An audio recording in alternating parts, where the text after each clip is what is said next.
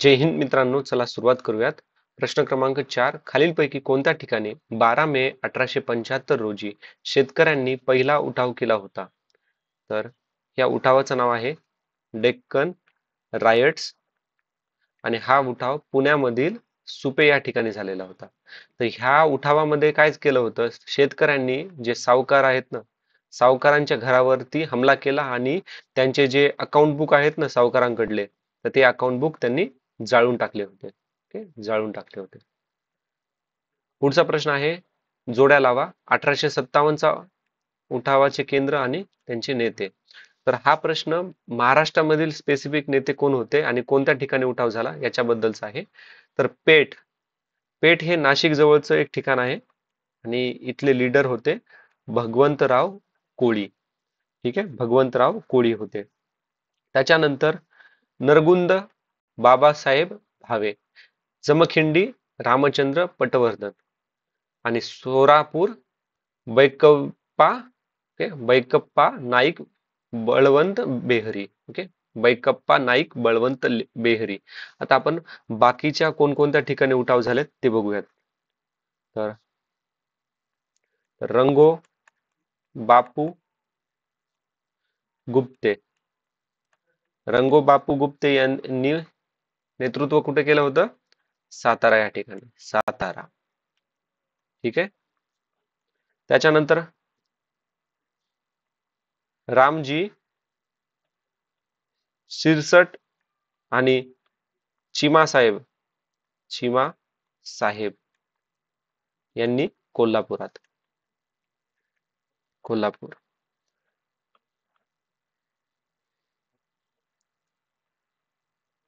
गुलमर दुबे त्याच्याबरोबर जमादार शेख रहिमान यांनी मुंबईमधून नेतृत्व केलं.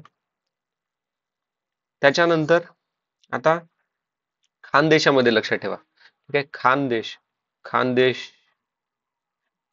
खानदेशामध्ये भागोजी नाईक, त्याचबरोबर आता ह्या भागोजी नाईक ह्या भीमा नाईक यांच्या पत्नी होत्या. भीमा नाईक यांच्या पत्नी होत्या. ओके, अजून अजून काझी सिंग,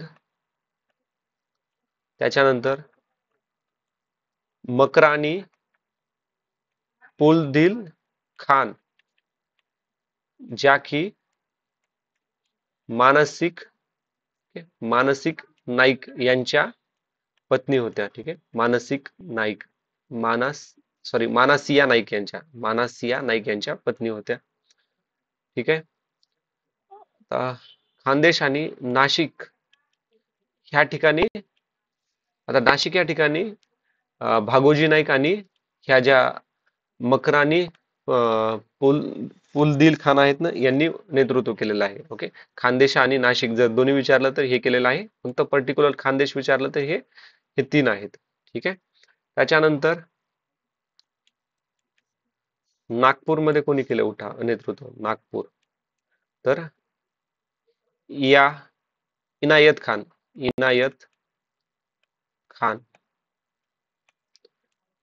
त्यानंतर विलायत खान आणि कादर खान. ठीक आहे. अजून एक महत्वाचं आहे, छत्रपती संभाजीनगर मध्ये कोणी केलंय?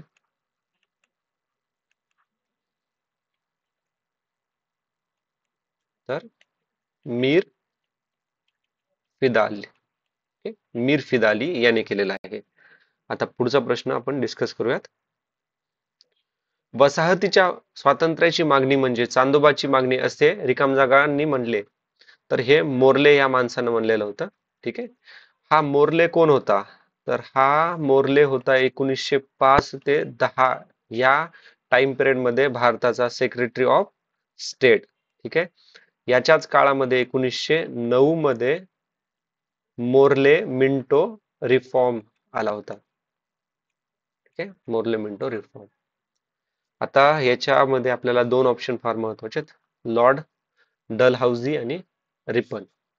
तर लॉर्ड डलहौसी बद्दल आपण थोडं डिस्कस करूयात, कारण की याच्या पुढचा प्रश्न पण त्यांच्यावरतीच आहे.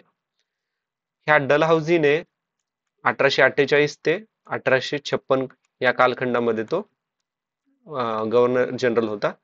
याच्या कालखंडामध्ये दुसरं अँग्लो सिख वॉर झालं 1848-49 मध्ये. ठीक आहे. याने लोअर बर्मा लोअर बर्मा याला काबीज केलं 1852 मध्ये. आणि याने लोअर बर्मा मधील जे पर्टिक्युलरली बघा रंगून ते मंडाल मंडलयाल, ओके, मंडयाल असं. आता बघा हे बर्मा आहे इथं, ओके. तर बर्माचं हे लोअर बर्मा आहे ना ह्या साईडला, आणि ह्या लोअर बर्माच्या साईडला समुद्र किनारा होता. तर हे रंगून पासून तर मंडालयाल इथपर्यंतचा पूर्ण भाग त्याने काबीज केला होता, आणि उरलेला जो भाग होता ना तो जो बर्माचा राजा होता ना त्याच्याकडे ठेवून दिला होता. पण प्रॉब्लेम असा होता की हा जो उरलेला भाग होता हा पूर्ण माउंटेन होते, तिथे पूर्ण हिली एरिया होता ते. ठीक आहे. त्याच्यानंतर लक्षात ठेवा, याच प्राण्याने डॉक्ट्रिन ऑफ लॅप्स इंट्रोड्यूस केली होती. ठीक आहे. आणि डॉक्ट्रिन ऑफ लॅप्स हा एक महत्वाचं कारण होतं 1857चा उठाव होण्यामागचं. ठीक आहे. Doctrine of lapse. याला फादर ऑफ इंडियन रेल्वे असं म्हणतात, कारण की याच्याच काळामध्ये पहिली रेल्वे जी बॉम्बे टू ठाणे 1853. याला अजून एक टायटल आहे, ते म्हणजे maker of modern India. Modern India. याने 1856 मध्ये विडो रिमॅरेज ऍक्ट इंट्रोड्यूस केला होता. विडो रिमॅरेज ऍक्ट, विधवा पुनर्विवाह कायदा 1856. हा कोणत्या गव्हर्नर जनरलने इंट्रोड्यूस केला होता किंवा कोणी इंट्रोड्यूस केला होता, तर डलहौसी, हे लक्षात ठेवा. याने पब्लिक वर्क डिपार्टमेंट याची स्थापना केलेली होती. ठीक आहे. आता लॉर्ड रिपन बद्दल थोडेसे पॉइंट डिस्कस करूयात. तर लॉर्ड रिपन रिपन याने 1880 ते 84 याने काय केला होता, जो वर्नॅक्युलर ऍक्ट होता ना, वर्नॅक्युलर प्रेस ऍक्ट, हा त्याने रिमूव्ह केला होता 1882 मध्ये. आणि ह्या वर्नॅक्युलर प्रेस ऍक्ट रिमूव्ह केला होता. ह्या ऍक्ट मध्ये काय व्हायचं नेमकं, भारतीय लँग्वेज मध्ये कोणताही न्यूजपेपर पब्लिश होणार नाही. ठीक आहे. याने पहिला फॅक्टरी ऍक्ट 1881. ठीक आहे. Factory act.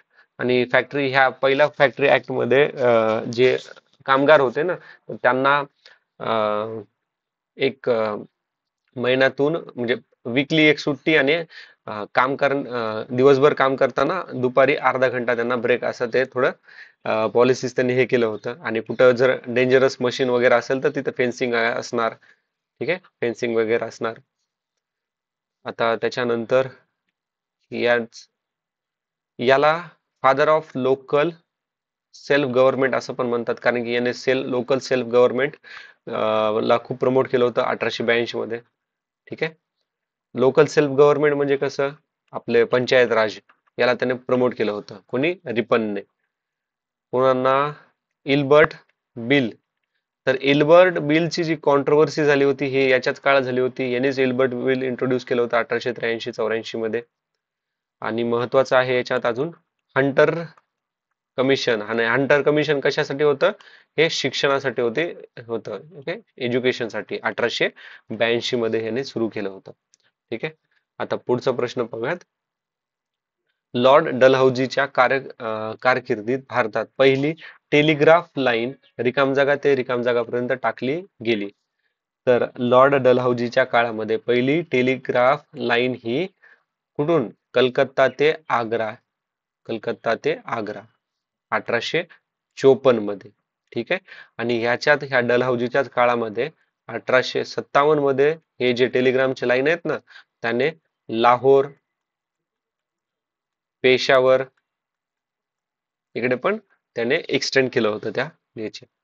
ठीक आहे. आता डलहौसीला आपण ऑलरेडी डिस्कस केलंच आहे वरती. आता पुढचा प्रश्न पाहूयात आपण याच्यामध्ये. 1875 मध्ये कामगारांना एकत्रित करून त्यांची कामगार संघटना स्थापन करण्यासाठी पुढीलपैकी कोणती व्यक्ती आघाडीवर होती? तर मित्रांनो, याच्यामध्ये तुम्हाला ना कन्फ्युजन होईल. नारायण मेघाजी लोखंडे आणि सोराबजी शापूरजी याच्यामध्ये. तर याचं उत्तर आहे ऑप्शन नंबर 4. सोराबजी शापूरजी यांनी हे कार्य केलं होतं 1875 मध्ये. आता सोराबजी शापूरजी यांच्याबद्दल ना दोन महत्वाचे मुद्दे तेवढे लक्षात ठेवा. काही काळासाठी हे सचिव होते. सचिव कशाचे? लंडन इंडियन सोसायटीचे. ठीक आहे, लंडन इंडियन सोसायटीचे. आणि हे पहिले भारतीय होते ज्यांनी इंडियन ॲम्ब्युलन्स कॉर्प्स, जी की लंडन मध्ये बनली होती. ठीक आहे, पहिले इंडियन होते ज्यांनी याच्यामध्ये भाग घेतला होता किंवा मेंबर होते त्या इंडियन ॲम्ब्युलन्स कॉर्प लंडन याचे. ठीक आहे, आता आपण पाहूयात नारायण मेघाजी लोखंडे यांच्याबद्दल. अजून एक लक्षात ठेवा. आता हे शापूरजी बंगाली हे आहेत ना, हे वडील होते सोराबजी शापूरजी यांचे. ठीक आहे, सोराबजी शापूरजी यांचे. आता पहिले आपण ना नारायण मेघाजी लोखंडेच्या आधी हे बघूयात. नारायणराव पवार. नारायणराव पवार, त्याच्यानंतर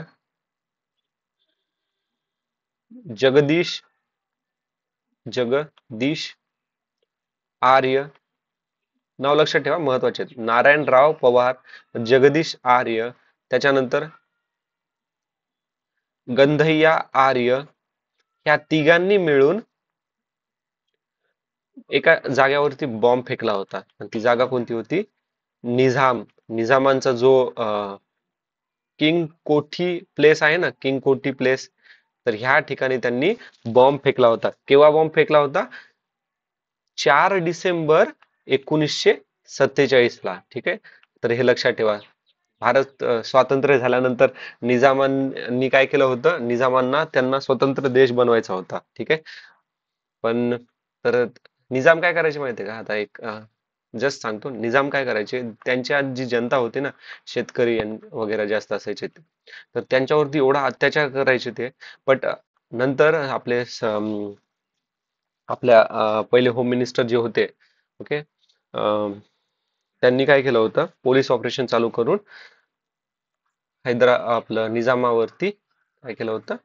निजामामध्ये प्लेबिसाइड करून इंडियामध्ये त्याला मर्ज केलं होतं. ओके, त्याच्यानंतर आता लक्षात ठेवा, नारायण मेघाजी लोखंडे. नारायण मेघाजी लोखंडे यांनी बॉम्बे मिल, त्याच्यानंतर Bombay mill and mill hand association याची सुरुवात केली होती 1890 मध्ये. 1898 मध्ये त्यांनी, आता बघा, हे एक न्यूजपेपर होतं, दीनबंधू. ठीक आहे, दीनबंधू. तर हे न्यूजपेपर होता सत्यशोधक समाज 1873, ज्योतिबा फुले यांनी जे सुरू केलं होतं. ह्या सत्यशोधक समाजाचा हे न्यूजपेपर होता, प्रमोट करायचा सत्यशोधक समाजाला हा न्यूजपेपर. तर 1857 मध्ये त्यांनी ह्या न्यूजपेपर मध्ये साठी पण काम केलं होतं. म्हणजे आपल्याला असं म्हणता येते की नारायण मेघाजी लोखंडे हे ज्योतिबा फुले यांच्या सत्यशोधक समाजाचे एक मेंबर होते. ठीक आहे, आता एक लक्षात ठेवा, दीनबंधू हे जे न्यूजपेपर आहे ना, तर याचे फाउंडर आहेत कृष्णाराव पांडुरंग भालेकर. ठीक आहे, कृष्णाराव पांडुरंग भालेकर. आणि कृष्णाराव पांडुरंग भालेकर यांच्याच विनंतीवरून ज्योतिबा फुले यांनी 1874 मध्ये मुंबई या ठिकाणी सत्यशोधक समाजाची ब्रांच काढली होती. ठीक आहे, सत्यशोधक समाजाची ब्रांच काढली होती. आता एक लक्षात ठेवा, नारायण मेघाजी लोखंडे यांना father of Indian workers movement असं पण म्हणलं जातं. ठीक आहे, father of Indian workers movement. ठीक आहे, पुढचा प्रश्न. मुंबई सरकारने खालीलपैकी कोणाच्या अध्यक्षतेखाली रेल्वे मंडळाची स्थापना केली होती? तर रेल्वे मंडळाची स्थापना ही लेफ्टनंट प्रेस्कॉट यांनी म्हणजे यांच्या अध्यक्षतेखाली याची स्थापना केली होती 1905 मध्ये. ठीक आहे, पण हे रेल्वे मंडळाची स्थापना करा हे रिकमेंड कोणी केलं होतं त्यांना? तर हे रॉबर्टसन कमिशनने सजेस्ट केलं होतं. रॉबर्टसन कमिशनने सजेस्ट केलं होतं. ठीक आहे, आता बाकीचे ऑप्शन काही एवढे महत्वाचे नाहीत आणि डलहौजी बद्दल आपण ऑलरेडी पाहिलंय. ठीक आहे, हे ल्युटनंट नेल्सन आणि लॉर्ड एल्फन्स्टन हे त्यांनी ब्रिटन आणि याने स्कॉटलंड मध्येच काम केलेले आहेत, आपल्यासाठी एवढं रिलेव्हंट नाहीये. चुकीची जोडी ओळखा असं विचारलंय. ठीक आहे, सरला देवी चौधू राणी. तर उत्तर आहे सरला देवी चौधू राणी. तर यांनी यांनी काय केलं होतं 1910 मध्ये यांनी भारत भारत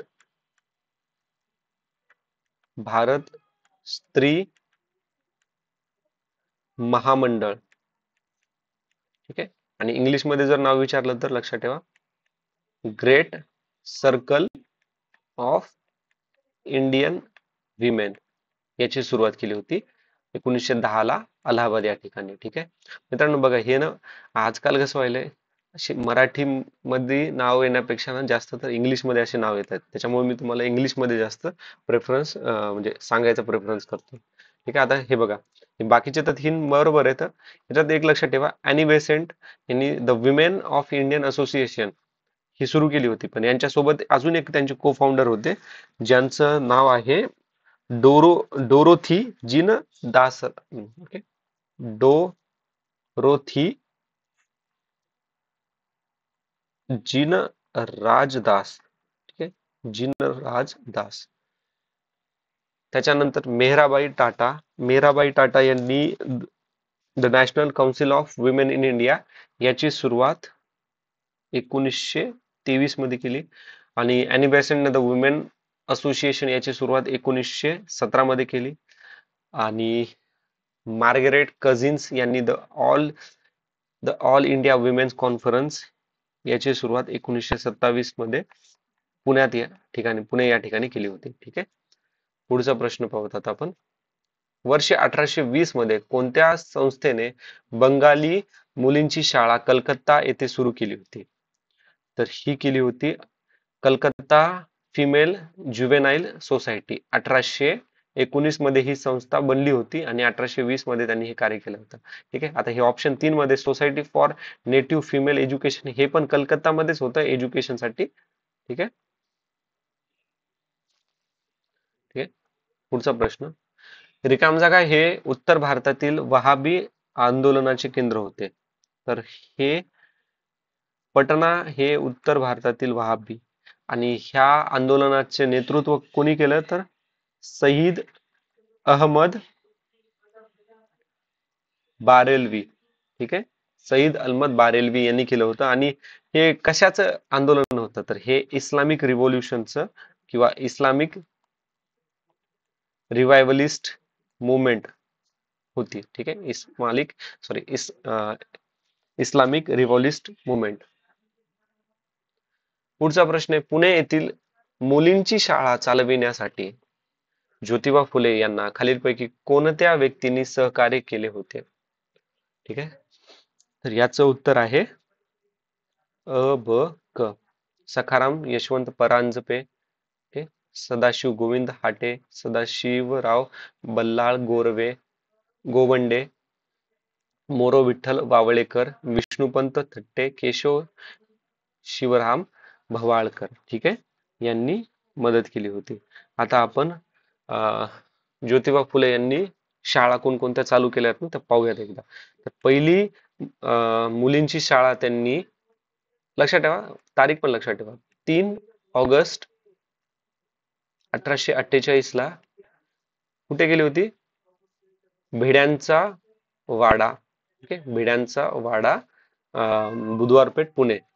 दुसरी शाळा त्यांनी 1851 मध्ये कुठे केली होती?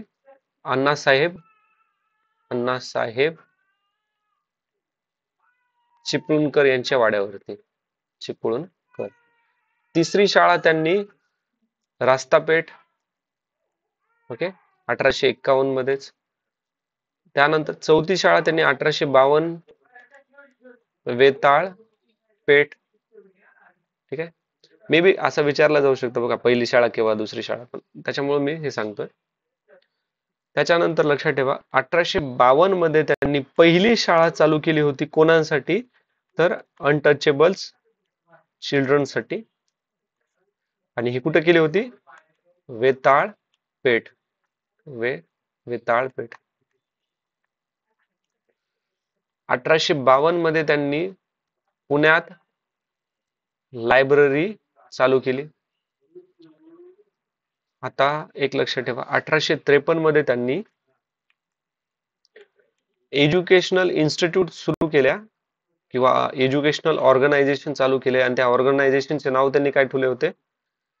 महार मांग चांभार. ठीक आहे. त्याच्यानंतर 1863 मध्ये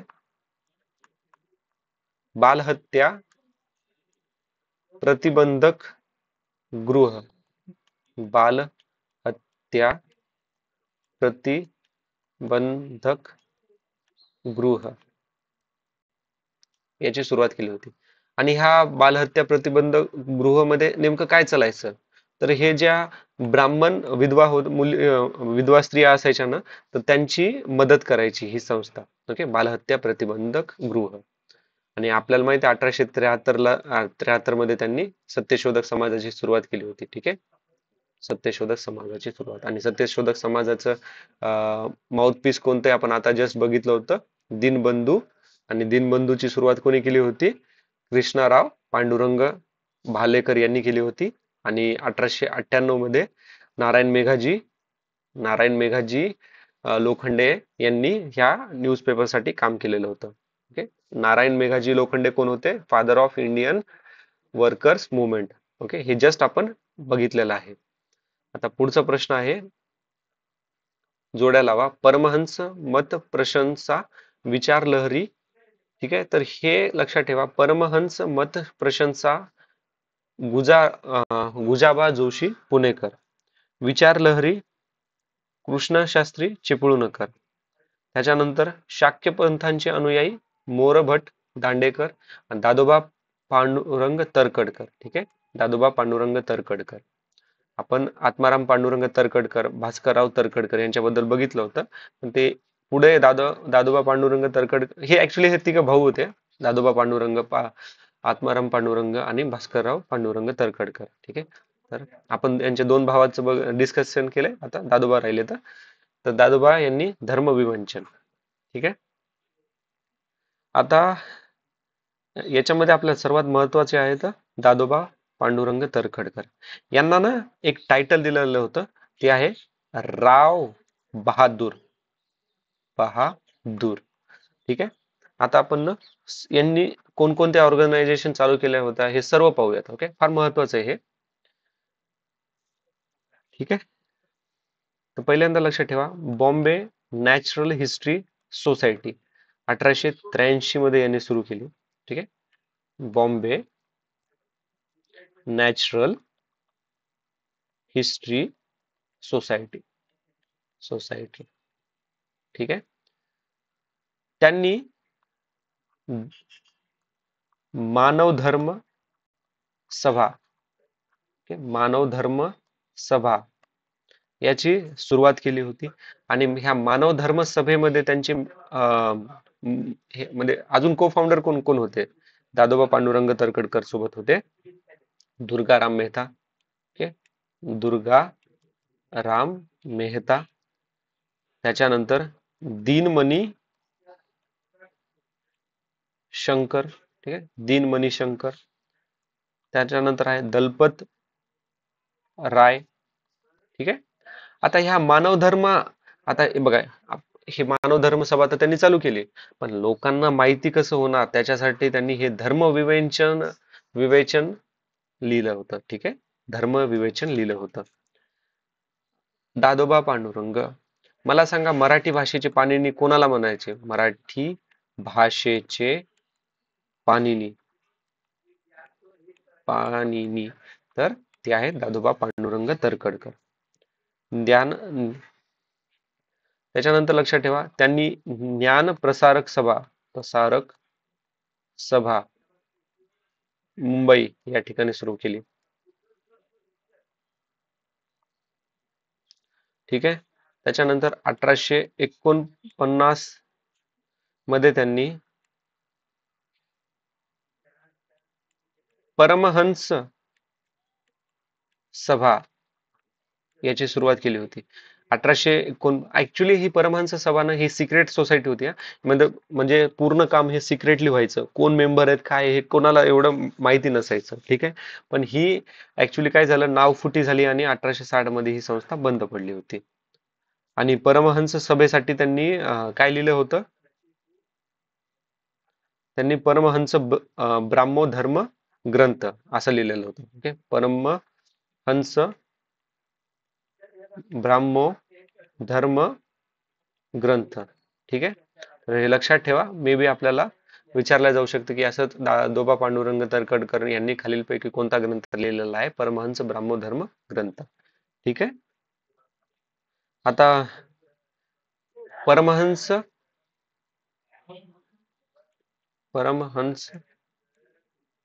मंडळी.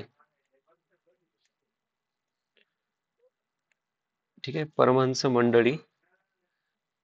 परमहंस, आता बघा, परमहंस सभा वेगळी, परमहंस मंडळी वेगळी आहे. ठीक आहे, हे नाव क्लोज येतं, पण आता परमहंस मंडळी, तर ही परमहंस मंडळी त्यांनी 1840 मध्ये सुरू केली होती बॉम्बे या ठिकाणी. ठीक आहे. आणि को फाउंडर कोण कोण आहे त्याच्याचे? दुर्गाराम मंचाराम, त्याच्यानंतर बालशास्त्री जांभेकर. ठीक आहे, परमहंस मंडळी. आता परमहंस मंडळी याला प्रमोट करण्यासाठी, लोकांना यांच्याबद्दल माहिती देण्यासाठी त्यांनी अजून एक ग्रंथ लिहिलेला होता. त्याचं नाव आहे परमहंसिक ब्राह्मो धर्म. ओके, परमहंसिक ब्राह्मो धर्म. ठीक आहे, परमहंसिक ब्राह्मो धर्म हा लिहिलेला होता. आता पुढचा प्रश्न पाहूयात आपण. ज्या दिवशी लोकमान्य टिळकांचे निधन झाले त्याच दिवशी गांधीजींच्या रिकामजागा चळवळीचे उद्घाटन मुंबई मध्ये झाले होते. तर ते कोणतं होतं? असहकार चळवळ. ओके. आता सविनय कायदेभंग केव्हा झाली होती? 1930. दांडी यात्रा आणि भारत छोडो 1942. आता आपण लोकमान्य टिळक यांच्याबद्दलचे काही महत्वाचे मुद्दे आपण डिस्कस करूयात. किंवा लोकमान्य टिळक यांना फादर ऑफ इंडियन रेनेसान्स, त्याच्यानंतर एक ब्रिटिश ऑथर होता, त्याचं नाव आहे Valentine Chirol. Okay, Valentine Chirol. तर याने काय म्हटलं होतं की ह्या ह्या प्राण्यांच्या मते फादर ऑफ इंडियन अनरेस्ट. ठीक आहे. तर व्हॅलेंटाईन चिरोळ ह्या प्राण्याने लोकमान्य टिळक यांना फादर ऑफ इंडियन अनरेस्ट असं म्हटलेलं आहे. महात्मा गांधीजी यांनी टिळकांना मेकर ऑफ मॉडर्न इंडिया असं म्हटलेलं आहे, असं संबोधलेलं आहे. न्यू इंग्लिश स्कूल 1880 मध्ये पुणे या ठिकाणी टिळक, आपले आगरकर, गोपाळ गणेश आगरकर, व्ही चिपळूणकर या तिघांनी सुरू केलेला आहे.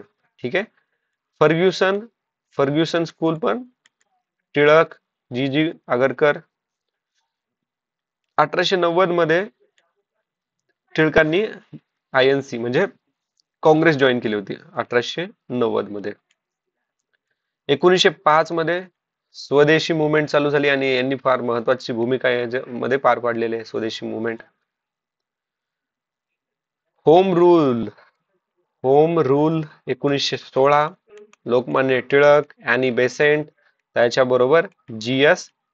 खापर्डे. ओके, हे लक्षात ठेवा. जी.एस. खापर्डे.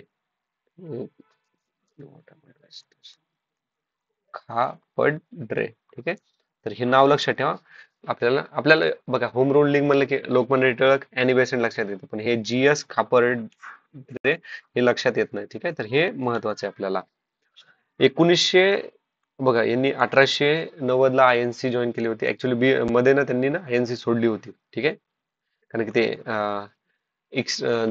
मवाळ आणि जहाळ यांचे ग्रुप वेगवेगळे झाले होते, स्प्लिट झाली होती. ठीक आहे, तर 1916 मध्ये त्यांनी परत आयएनसी जॉईन केली होती, कारण की 1907 मध्ये जे सुरत स्प्लिट झालं होतं ना, सुरत स्प्लिट मध्ये काय झालं होतं की जे पण जहालमतवादी आयडियोलॉजीचे आणि मवाळ आयडियोलॉजी वाल्यांचे काय काय झालं, सेपरेशन झालं होतं. ठीक आहे, आता